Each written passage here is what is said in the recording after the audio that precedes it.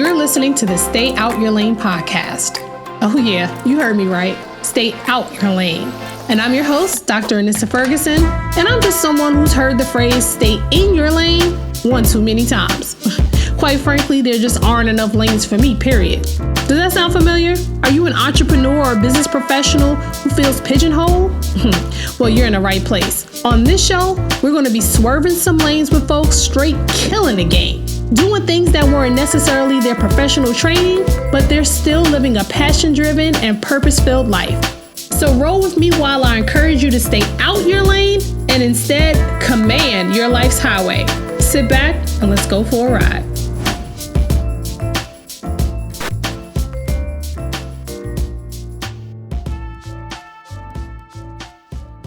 Hey, welcome back to Stay Out Your Lane podcast. I'm your host, Dr. Anissa Ferguson. If this is your first time joining, welcome. Single Thursday, we are here talking to some amazing people who have done stuff that really helps them to stay out their lane. And the whole goal of me creating this podcast is to encourage you to do the exact same thing, to stay out your lane, whether it's something that you've thought of that's totally out of some reach of whatever it is that you went to school for, or if you're self-taught, and you decide, you know what, I'm just going to go for it, right? We're here to support and to help you through all of those things, or if it's something in your business that you're doing and you're just really taking it to the next level. We're here to encourage you, to help build you. And today we have somebody who has done just that. And I'm excited because she's one of my stars, so you know y'all got to bring it in today. But before we bring her in, I want you all to share this Facebook Live, or if you're watching it on repeat or a replay, I want to make sure that you guys share this with your friends and your family. They're able to get the same information because we have a phenomenal guest. So her name is Courtney Eason. You may have heard of her before as the Rappin Delta, and I know you have. I mean, because she is so phenomenal. I think video went viral probably about 2 years ago. Yeah. If you haven't heard of her, you definitely at least have seen and felt some of her impact. She's also a musician who has turned into a complete tech guru. So if you're thinking that, I had this great idea, I'm in tech, but I don't know anything about it, let me just push it to the back because I can't do anything. No, she has completely taken that thought out of your mind because she's gone before you and she's done it and she is killing it. So without further ado, I'm going to actually bring her on, because I want you all to meet her. She is phenomenal. She is sweet as pie. She has to be. She's one of my stars, right? Listen, welcome, Courtney. How are you? I'm doing good. How are you? Good. Oh my gosh, I'm really excited to have you. First of all, I want to say welcome to Stay Out Your Lane, and thank you so much for joining us. I know we've been playing tag for months, right? I know. I'm sorry. My life is crazy. That's a good crazy. Right. That's a good crazy. And I'm excited. I'm happy for you. And we're going to get into really unpacking all of the stuff that you have going on. But just first, before we do anything, give us a little bit of background. Who is Courtney Eason, the musician, more so? My name is Courtney Eason. Everybody calls me Coko. I'm originally from Memphis, Tennessee. I've been living in Nashville, Tennessee for many years, and my background is in music and entertainment. So I used to work for one of the biggest music companies in the world, Sony Music, about 10 years. And while I was at Sony, I also hosted my own live concerts, music events, music festivals, kind of on the side. I had my own company called Soundtrack Entertainment. And so like music is just all of me. It's really all I know. And during the time when I would host these events, I would also be what you call like the MC or the hype girl. So I was in charge of getting everybody out of their seats, hands in the air, screaming their lungs out. That was kind of my job. And I noticed that year after year, it was getting more difficult to get people's attention. My participation just seemed low. And I thought maybe it was me until I started reviewing my video footage. And all I saw was this. And this, and this. Yeah, we got to get the good selfie. Right. People were too busy taking selfies, scrolling, or recording the entire event rather than living in the moment. And it was starting to drive me crazy because I was seeing it at every event that I hosted, and it was just getting worse and worse and worse. And then I started noticing it when I would go out to eat, or if I was on a date, I was scrolling on his phone, and I'm just like, come on. So it just became a frustration that I ended up turning into innovation, is what I like to say. And I started to think about creating an app that would help with this, that would help people kind of live in the moment. And the next thing you know, I am quitting my job of 10 years and jumping into the tech industry, which I have no idea what I'm doing, but I have made it work. I have pushed on each and every day. I've learned what I needed to learn. I've failed very quickly, and just got right back up. And that's kind of what we're here to talk about today, right? Yeah, absolutely. And you listen, I was stopping you. I said, but she's and let me let her roll, because let's just even peel back some of the layers which you've already gone into. Like, first of all, Sony is one of like the absolute largest, industries for music. And as a woman of color, to be in even just in that venue itself is phenomenal. Do you feel like moving from Memphis to Nashville was one of the vehicles? Did you move there specifically for music? Because it's one of the major things. I think I mentioned to you, my husband is a huge Tennessee Titans fan. And when he went down, he always talked about two things. The first thing was the food, and the second thing was the music. Can you attest to both? Yeah, I can. The crazy thing about Nashville is it's literally music everywhere. I mean, there's music in the airport. There's music at just convenience stores. There's music at every restaurant that you can think about. They call it Music City for a certain reason. I was drawn to Music City really because of one of the big universities that they have there, Middle Tennessee State University, which has a recording industry program. And I think it was like number 2 in the nation at the time. So that's kind of what kind of drew me to Nashville, to go to that school and that program. Yeah. Oh, that makes a lot of sense now. Because, it's so funny. When I was reading up about it, I was like, I never really heard about that school, but it's still cool because, a lot of times people go for a name, right? But when you go, you need to go with the tools and the mindset that I'm going here to learn something specific, catered to what it is that I'm trying to do, what I'm trying to bring into the world. And that's what you did. And listen, girl, you following your passion with that has like totally exploded a whole nother level of Coko. In a direction. Okay. Yes. And I'm really excited because I feel like your story is reminiscent of a lot of people. They say to themselves, oh, wow, this particular thing that I thought about, I don't know, can I really bring it to market? Like, I don't know jack about X, whatever it is. But you said, yeah, no, I don't know nothing about it, but that's not about to stop me. Right. Because you are a woman of Delta. Did you pledge at Middleton? I did. I pledged at Middleton. Yep. I Iota Spring 03. Yep, I did. Nice. I'm a little older. Look, Alpha Xi Spring 98. Okay, 98 in the house. Okay. Listen, we can find her with time on. I don't even care. This is my 22 years. So, I had to digress on that because I'm vibing. So you guys are watching, I'm vibing with my soror right now. Listen. But now, so now you have gone through this. You had a 10-year career, and you said, I am willing to be confident enough in what I bring to the table after 10 years at Sony, not the little company to the side nobody heard of, because they exist, but you were already at the top of your game. Yeah.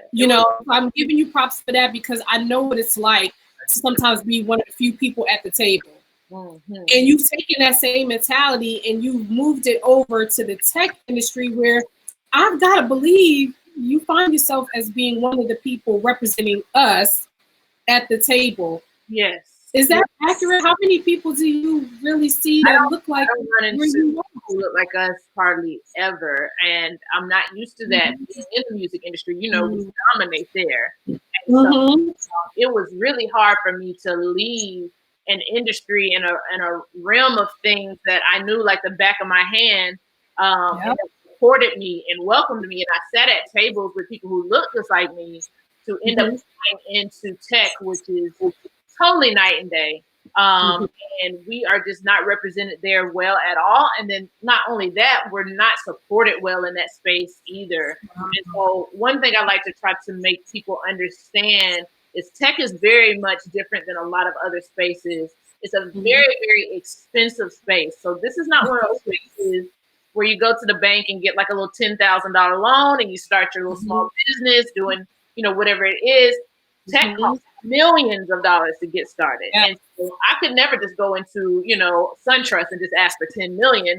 I've got to do a lot of stuff on my own and show that it's worth 10 million. And then I got to go see who's willing to give me $10 million. And a lot of people realize that it's very much different than other spaces. So a lot of times when I'm talking to friends and they see that I'm struggling and I just can't get things going sometimes like I want, they always say, why don't you just go get a loan or just ask your mama for some money? I'm just like, y'all don't understand. Like, y'all have no clue. We way past that. Way past it. And so what happens is, you got to go around, you got to find people who got a lot of money and who are willing to invest that money in you. And they're not doing that for people of color. Black and brown founders get less than 1% of the funding opportunities that's out there. And then when you really drill down into it and look at Black women, it's almost close to zero how much they're supporting us with any type of funding or resources. So that kind of keeps us out of, the offices and out of this space because we're just not able to get the funding and resources to scale our businesses. So this is definitely not for the weak-hearted. You have to be able to. Oh, you got it, girl. You got it. You got it going on. Listen, when we're talking, this is a perfect segue because you have really allowed yourself to, you position yourself, and I'm sure God has really blessed you to be positioned in front of some major players.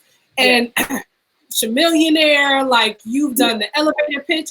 I'm gonna actually show a picture of you doing the pitch. I'm gonna hide myself for a second. I'm gonna show that because this is who you are. Like you're always on the stage, and it's so funny. Sometimes we look back and we think about, oh, I wasn't really thinking about doing this, and I didn't really see this for myself. But God already had you on stages. Like this is not new to you.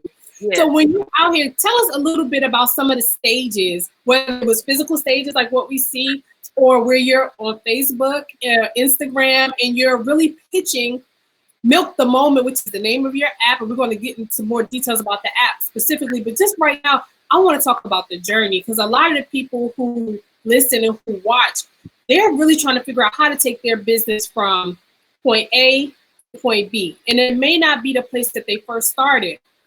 Hey Tempest, thank you so much for joining us. We are chatting up with Courtney.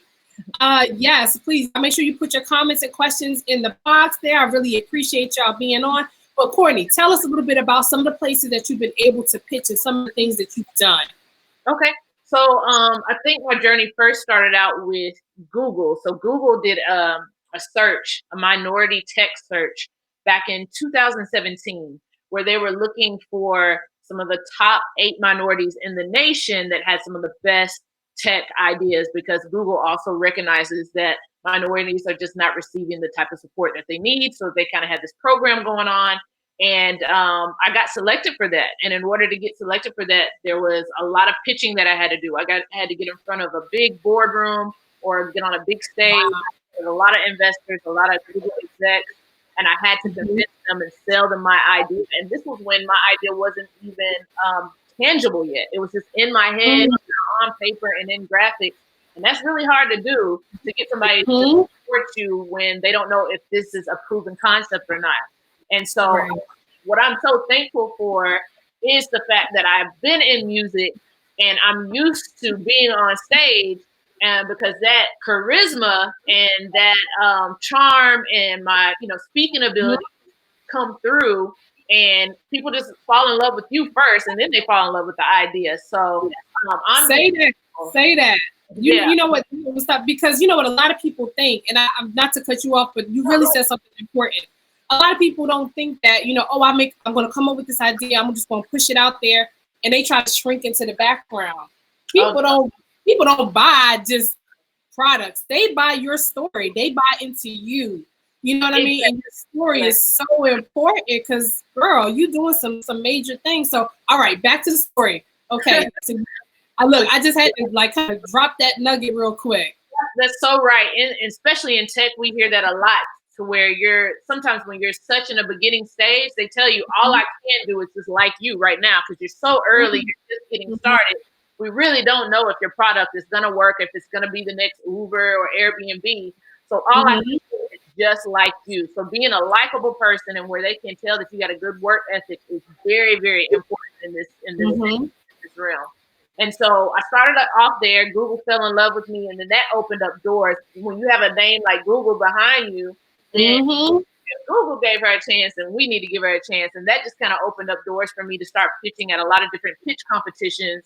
And what pitch competitions are they're usually like 4 to 6 investors that are sitting on a panel, and they're looking kind of for the next big tech idea. And so you, along with usually another 9 to 12 other people who also have tech ideas, get 10 minutes to get on stage and talk about your product and convince them that this is going to be the next big thing. And then once you get done with your pitch, those judges have some comments, and then the next person comes up, and then at the end they announce the winner, and that person can get anywhere from 10 grand to $100,000.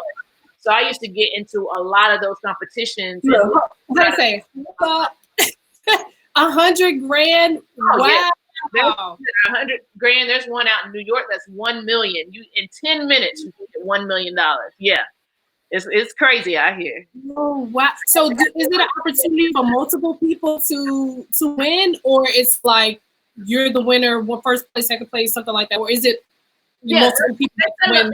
So some of them it's just like we have $1 million fund and we'll split it up first place, second place, and some of them just we got one winner goes on with 100 grand, whatever it may be. But yeah, there's some big ones out there. They're very competitive because these people are coming in from all over the world to compete. It's really hard, and it's been hard for me. I've always done amazing as far as the performance of it and the pitching of it. But what usually gets me where I don't win or I come in second place is a lot of those investors want to see something that's been out and been proven and tested over and over again. And when you're in stages, you just don't have a lot of that proof. You know, you can say, hey, I got 10,000 people using my app. And then the guy who's been doing this for 4 years says, well, I have, 10 million people on my app. Well, he's already just, knock me out no matter how well I did or how better I did when it comes to pitching. Him just having better numbers ends up kind of knocking me out. So those things are very competitive, but that's kind of my journey is from Google to a lot of different pitch competitions. And then lately, the latest thing was the elevator pitch, which is a show just like Shark Tank. Like a Shark Tank, I saw it. You are awesome, girl. Thank you. You had a lot of energy and really pumped, but they were really, really interested. Yeah, they Talk a little bit about that experience, even just being in the room. Oh gosh, that was I was so nervous, but I confident in what I know how to do. And one thing I know how to do is I know how to speak and I know how to sell my story. Yes. When I got done pitching, they were just like, I know one guy said, dang, that was the smoothest pitch I've ever heard. And so I said, okay, I'm in here, good. But yes. The same thing happened for as those pitch competitions where they were like, but you just haven't been doing this long enough for us to feel comfortable in investing our money. And it's just kind of like, come on now, when are we gonna get out of this? Yes, when are we gonna get never going to progress. And that's just another reason why it's very, very hard for Black and brown founders in this space, because a lot of times when you're in those beginning stages, you have to really call on your friends and family to fund that first phase. And some of that, those first phases range from $100,000 to $300,000 to just get that first phase done by yourself. So, you got MIT, Berkeley guys that can go to their grandparents and get $300,000 from their grandparents. And do all the things they need to do, that proof that these investors are saying, and then they're ready to go. And then with me, I can barely ask my mom to pay my Sprint bill. She rolls her eyes to the back of her head. So it's just like, we don't have those same type of doors to open to us. So we have to be very, very creative on how we approach this. And so that's kind of been my journey so far, is figuring out day by day ways to overcome these like roadblocks that a lot of us are dealing with. And I've been kicking them out of the way. They've been tough roadblocks and they've been heavy. You really have. Yes, as much as I can. But what I like about you, and for those of you who are watching later, I want you to go. I'm actually going to put up her Instagram. I want you guys to go and follow Coko because she really and truthfully is all about putting in the work, and she doesn't allow. And I'm talking about you in third person. You're right here, but you don't allow circumstances to just like knock you out. Now, what I have seen, and I know that you are really doing your best to overcome that whole exposure and having people like down on it. You did this really big deal with Chick-fil-A. I did. Yeah, I saw you like literally in the drive-through, like, boop, boop, here you go. Right. Moment, boop. Like, you're not allowing the fact that maybe you haven't worked in Silicon Valley, or you have, like you said, you're not a trust fund baby, with all of these different things to stop you. There's like no excuse. I feel like you just remove all excuses from people who are watching because you really have that go get it mentality. Exactly. So how is it working with Chick-fil-A, and are they continuing to support what you're doing?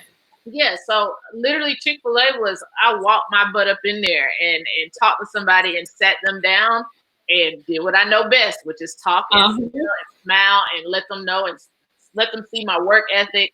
And, they were just like, well, let's see how people kind of engage with this and what they think about it. So put up some posters, put up some flyers. Let's see if people are into it, and then we'll call back. I was just like, no, I want to be out there with people. People are going to ignore a poster. Yeah. I'm out in this hot sun. I was out there for 8 hours, passing out, talking to a car that came through all by myself. And then he saw that and he noticed that. And at that point, he didn't really even care if people resonated with it or not. He just fell in love with that work ethic. Yes. And he was just like, you know what? I'm going to give you like a little 90-day trial with us to see how this goes. And it went really well. It went really well with families. Families love to come in there, put their phones away, and really just kind of enjoy their dinner with their children and with their spouses. And got great feedback. And we're ready to hopefully turn it into more and more Chick-fil-A's as we go. Yeah. Well, that's good because I feel like once you get one, you know what I'm saying? It's like, hey, I'm in Chick-fil-A on such and such an avenue. Right. So, and look, they're starting to pop up as frequently as McDonald's now. You can always say, boop, it's just really leveraging those relationships that you're making. And for them to see you with different places, I think I'm very confident. And I'm gonna just look. I have to tell my personal story with Milk the Moment. So it was so funny because I really like the fact that you guys you give these rewards out, and I know you'll give us more information about that to those who are watching. But for myself, I have a daughter and a son. And listen, going to the movies with them, and my husband is like, oh my God, one needs this, one needs that. Then you could not get a text for a whole hour. Soon as you sit down and the opening credits come on, then you see this bright light, and everybody's pissed at the person with the bright light. Like, I'm the person that's pissed. Like, if I see somebody else's phone, I get irritated. So literally, I went to the app. I put it on. I know, you max out. I think it's like 2 hours or something like that. But I put it on, and I was like really feeling good about myself because I put it on and say, okay, this is the amount of time that I'm committing to not having it on, and boop, put it down, put it in my purse. At the end of the movie, I'm already in. I'm good, like a whole hour. And so now we're like, okay, let's go get some more popcorn. Let's go get something to eat. Right. I'm still doing good. I'm going to get my rewards. I'm getting a reward today. You know what I'm saying? Because you start out with somebody so cute because literally Milk the Moment, and you use the whole Milk app and you see everything. I just thought it was phenomenal how you did it. Yeah, and so I could say that it works. So I said, okay, we have a question here. She says, if I'm interested in downloading your app, how would I do that? Can you let her know? Because I know you're coming out with a new iteration of Milk the Moment. So kind of let people know who are watching or who are watching on the replay, how they can become those who, download the app, how do they do that, or get on the wait list and all that. So just let people know how they can do it because we want to support you and we want people who watch afterwards to really, kind of get into this thing. Okay. Well, first let me tell everybody like what the Milk app is and what it does and how it works, and then where we are today with it. So overall, Milk is an app that incentivizes you to decrease your screen time on your phones. We think that phones are starting to distract and interrupt us from being in the moment, being present, being focused, being in. being safe. And so I thought that incentives could be something that would start kind of kicking this habit for people.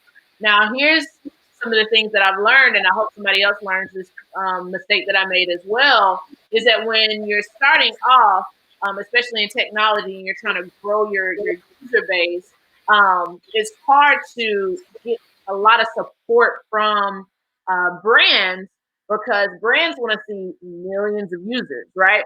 So I was just like, hey, I'm going to put this app out. We're going to get all these brands to donate all these products. And when people come into the app and they milk the moment, that's what we like to say, the brands will give them the reward, right? Well, we started seeing that there weren't a lot of brands that were interested, because they were like, you just started. Once again, this whole wait until, it's just like, you wait until then, I'm already be a millionaire and I don't need you. Right. And I won't need you. So, we were going to these big sponsors and they're just like, we love what you're doing, Coko, but you're too early for us. Let's wait until you kind of get bigger. And so I felt like the app was starting to get a little stuck, kind of had the same type of rewards. We couldn't really get some new, fresh stuff in there because everybody was saying the same thing. So I said, you know what, I think we're going to have to pause this way of doing things and push that to later when we do have a lot of users. Some brands will be more attracted to it. I think we're going to have to switch it and do it a different way in the beginning. And that's what we're working on right now, is version 3, where it's going to work different, where users actually get incentivized with cash. And it's a very unique way that they get incentivized with hard-earned cash. And you can sign up for this new way on our website. Milk the Moment. Like, okay, look, everybody said, wait a minute. Okay. This is something that we are into, which is shmoney. Right, all the shmoney. Yeah, awesome. Okay, tell me more. Tell me more. So the new version is going to work more so on challenges. So what we do is we're going to place what we call no cell phone challenges, where you are basically kind of getting in the app and promising or betting with yourself, almost putting your money where your mouth is, and stating, for $10, I think I can stay off my phone for an hour each morning for 14 days or 21 days. It's a challenge. And I so like it. You put that money up, and what happens is every day, if you can get in there, you're going to end up making money if you're always hitting your goal. But if you don't, you're going to lose money. So it's kind of one of those things where it's just like, we're going to keep you educated some type of way, because nobody wants to lose money. Everybody wants to be clean, right? Look, I'm down for a challenge. What I'm not going to do is lose my coinage, as they say. That is such a really, really good idea. And what I like about this, that I hear in the undertones of everything, is the pivot. Yes. The fact that you are willing, that you are courageous enough to pivot is really, really key, because a lot of people, we get stuck in like, okay, this is the exact way that I saw it in my mind. This is the way I'm going to bring it. They don't like it. Too bad. Yeah. Sometimes you really have to you have to change lanes. Yeah.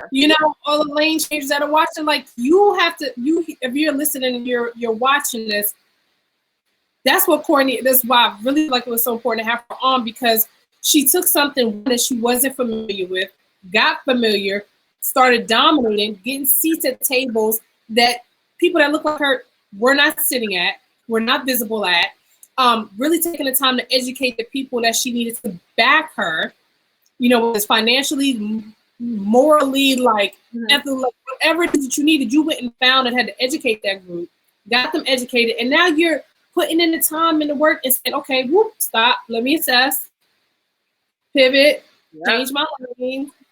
And that is really bold. Yeah. That is really bold. It's difficult. Yeah. And you know what? I even have a question. And I just want to know, like, for yourself, and I know that it always starts within, but when you said to yourself, okay, yes, I am well-versed, I can do music in the back of my head, I can produce, I think you also play classical music, like, you're so talented, what made you, or what, was it a role model? Was it just, what was it that said, okay, I can do this?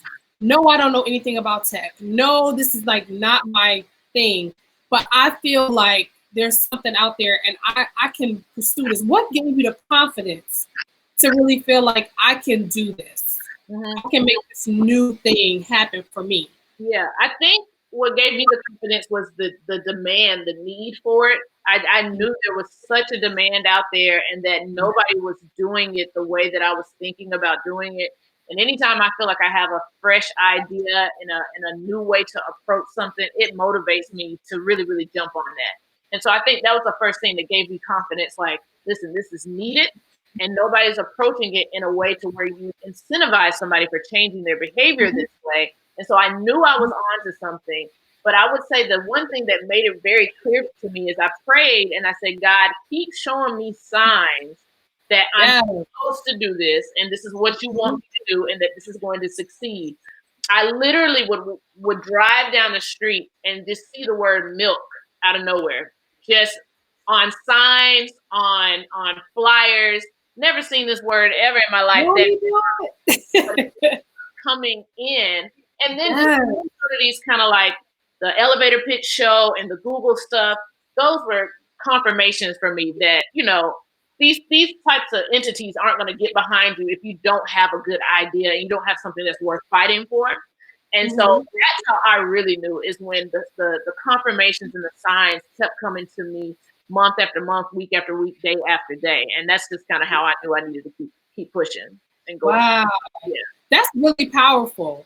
That's really powerful. It kind of makes me think about like the manifestation laws of attraction and how when you really think about something, I know people have different thoughts and, you know, some believe in it, some people don't. I personally totally believe in manifestation, and God will give you signs when you ask, right? It's ask and it shall be given, you know, and you ask without doubting. And so I'm encouraged by that because I believe a lot of people that watch the show feel the same way that I do, and as you do as well, and say, look, okay, Lord, okay, what is it I'm supposed to do? Because sometimes you think you're supposed to be doing this thing over here, like you said, you're good at it, and you can just do it, you can roll with it. But it's like in the places where we find it the hardest to dig ourselves out and pull it is exactly where we're supposed to be. And he showed you that, yes, just stay the course. I'm willing to bet. I'm going. Look, I'm gonna prophesy for the congregation.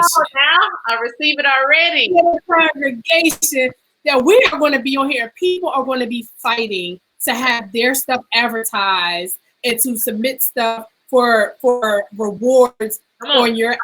Like, look, we're gonna look another year. I'm gonna be like, Courtney, like, but you said you were coming back to stay out your lane, and I ain't seen you, girl. What's going on? I need you up in here. Yeah, I just really feel like you are filling a space that's so needed. And on a serious note, like honestly, I have seen some pictures of car accidents where people literally, this is no lie, if you can envision this, I saw a huge Mack truck, like a 20, whatever, you know, with all of these wheels, like huge truck. You've seen them on the highway. It was an accident, a car. Literally, they said the girl still had the phone in her hand. The car was underneath the truck. Truck don't even look like it was bothered, period. Her whole Nissan Altima was to the backseat where all you could see was the trunk, and whoever was in it, you already knew was a done deal. But apps like this are going to be the things that are going to really save lives. And you may even start talking to some of these insurance companies and places like that to help incentivize their drivers. Like Progressive has this thing when you drive and then, you know, you're supposed to be able to get rewards when you don't go over the speed limit or you don't do this, or you don't do that. And maybe these are some different avenues. We actually had another question too, and I'm going to put it up because it kind of folds into what I'm saying. So is there a way to turn off the app while at work? I run my business off of my phone and Square. I think you can choose whenever you want to actually use the app, right? You intentionally say to the time that I want to use it. Yes. Am I right? You choose which channel you want to get in. Yeah, thank you, Tempest, for that question. Yes, with this new version, you choose the times that you want to milk the moment. And we advise you to try to you know, choose the times where it really is challenging for you. So if you don't want to be on your phone during family time or dinner time, choose that time. If you don't want to be on your phone during your lunch break because you'd rather be reading or doing something else, choose that time. So yeah, you can choose where you want to try to decrease your screen time. Mm-hmm. That is awesome. Yeah, and I think that's so important. Look, girl, you could tell me if I had 300,000 just sitting on the side, I'm gonna be like, put my name on that plaque when you get it up in your office and come into the headquarters to milk the moment. I see it, girl. I'm trying to tell you, I see it. You know, when we think about the future, because you are such an eloquent speaker and you are such a wonderful presence, we talked a little bit about something you may have come in down the pipeline. Can you tell us a little bit? I wanted people to get it first here because I mean, you got to put me on. Talking about your podcast. Yes. So I have a podcast that I want to work on, and I'm trying to really figure out which angle, because a lot of people just like hearing my journey, but then there's a lot of people who want me to educate them as well and kind of teach on the steps that I took to get where I am and the things that I've learned. So I'm trying to find a way to get that to melt kind of, easily. Just do it. It's your show. But right now it's called Coco's Modern Life, and you get to the ins and outs and the ups and downs of being a Black woman in tech, and just my day-to-day roller coaster, which I feel like my days are like this, but what I do to stay on course, what I do to stay motivated, how I get through these challenging times and these failures, teaching people that failure is okay and is a part of the process. Yes, it is. And teaching people how to be a cockroach, which I told you about that. A lot of people haven't heard that term before. And when you say it, it can be like a cockroach, but a cockroach is a little bit of a phrase that we say in the tell people about that so they can understand where we got this cockroach whole thing, where it came. They may have seen it, but let's just put it in context so that they understand exactly why you're mentioning that word specifically. So there was an episode on Shark Tank where the two women that had, I think, the company called Lip Bar, pitching to Mr. Wonderful. Too, yeah. Maybe so. And Mr. Wonderful called them cockroaches. And he usually calls people cockroaches when he feels like, they're just not worth his time. Some people even thought it was a little bit racial to call two Black women cockroaches. But I wish they would have known what cockroach really means, because they could have put this back on Mr. Wonderful. Cockroach in the tech space means that you never give up, you never die. You adapt every day. Every day you keep trying to find a way to live, because if you ever examine or looked in the science of cockroach, they are almost, you can't kill them. You can't kill them off. People say if the world was to explode, the only thing that would be left living are cockroaches, because they find a way to adapt and keep pushing each and every day. They'll eat anything. They'll do anything to try to keep living and to try to keep multiplying as well.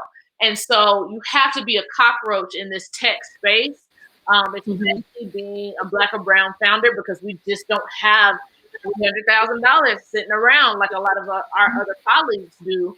And so you have to find a way to survive every day and to keep pushing, keep pivoting for change. If you failed here, cut that, do this, around. And we got to keep being creative. You got to be cockroach.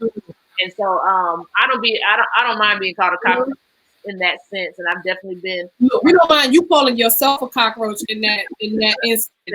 Right. Let me wonderful come for you. Don't do that. We're not gonna let him come for you. Yeah, he did. And I remember seeing the episode too, and I felt kind of like, me too. I wasn't aware of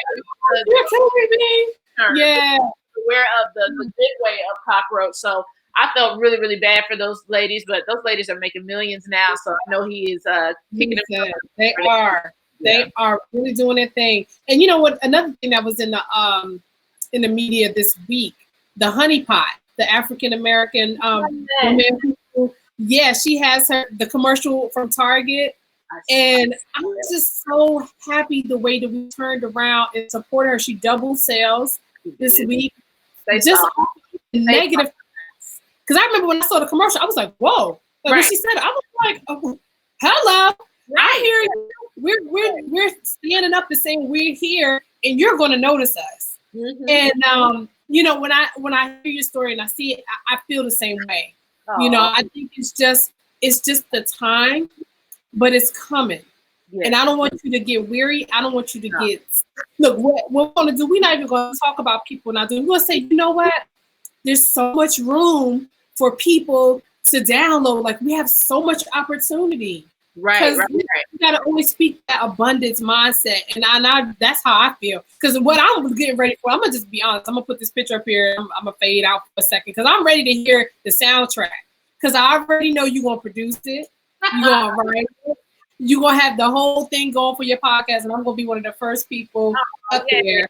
And look, and Tiffany said, yes, she said, great. She said, okay, great. Yep. So you have people that want to back you and want to support you. We just continue to support you and get you out there. I actually have a picture of you when you were doing, because this is when I think I first was introduced to you. Yeah, girl, that was so awesome. I was like, she's killing it.